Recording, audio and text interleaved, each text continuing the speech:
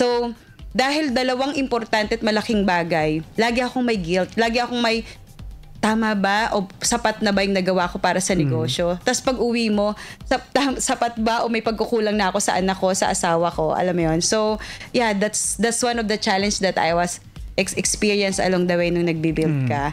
Business on Demand. Magandang gabi, Kapartner Manuel.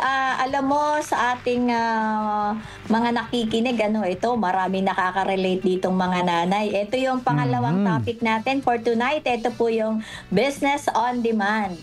Tama, yung mga nanay, makinig, baka kailangan yung nitong mga kaalaman mula sa ating guest tonight, Kapartner Cres. Dahil tungkol sa tamang pagbalanse ng obligasyon, oras bilang nanay, ang pag-uusapan natin tonight. Kaya wag nating patagalin pa para ipaliwanag sa atin yan. Aba, makasama natin Kapartner Cres ngayong gabi, ang co-founder and CEO ng Quantum Leap Business Hub. Let's welcome to the program, Miss Annie Macato. Hello, ma'am. Magandang gabi, sir. Thank you so much for having me here po.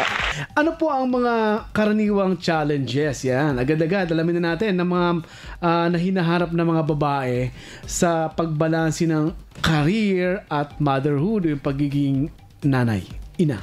Based on my experience, ang isa sa pinaka-challenge talaga kapag nagbabalance ka ng career at isang babae na nagpamilya and then nagbi-build ka rin ng career at the same time, I think yung guilt, alam mo yun, kasi sometimes you feel not enough kasi nga you're balancing two things na very important, diba? Motherhood, family is very, very important, and for me, that's my core. I mean, I do what I do now. Everything that I do now is about my family, about my son, about my husband and my family and my loved ones.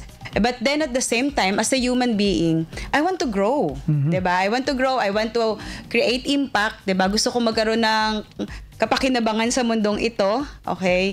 And build something also at makatulong sa marami.